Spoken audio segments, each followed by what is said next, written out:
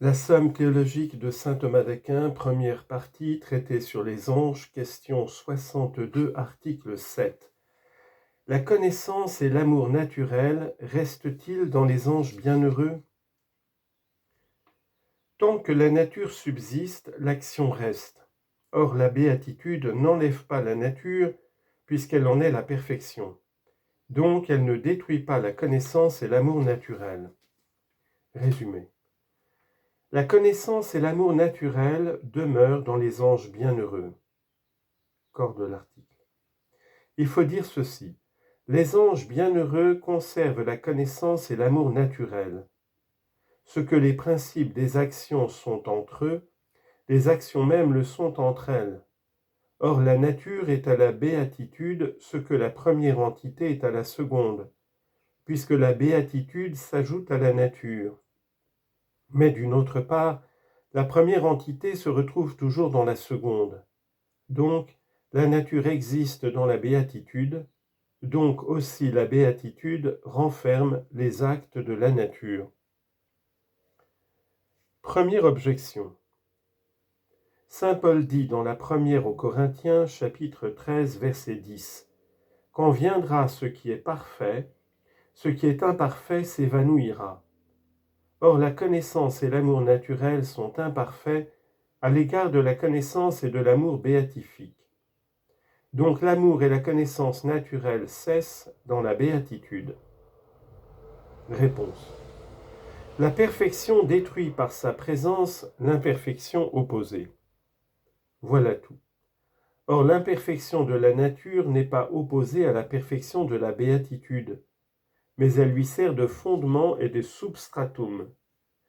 Ainsi, l'imperfection de la puissance sert de base à la perfection de la forme, si bien que la forme n'enlève pas la puissance, mais la privation qui lui est opposée.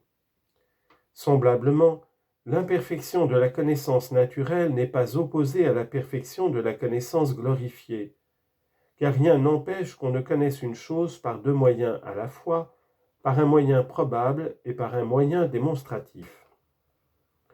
Pourquoi donc les anges ne pourraient-ils connaître Dieu par leur propre essence tout ensemble et par l'essence infinie, manière de connaître qui donne l'une la connaissance naturelle, l'autre la connaissance glorifiée? Deuxième objection. Où une chose suffit, une autre serait inutile. Or la connaissance et l'amour glorifié suffisent dans les anges bienheureux. Donc la connaissance et l'amour naturel seraient inutiles en eux. Réponse. Toutes les choses qui procurent la béatitude suffisent seules, mais elles ne peuvent exister seules sans la nature, car aucune béatitude n'existe par elle-même, si ce n'est la béatitude incréée. Troisième objection.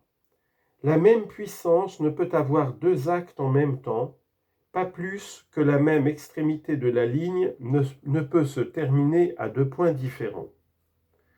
Or les anges bienheureux ont toujours l'acte de la connaissance et de l'amour béatifique, car la félicité n'est pas habituelle, comme le dit le philosophe, mais actuelle. Donc la connaissance et l'amour naturel ne peuvent exister dans les anges bienheureux.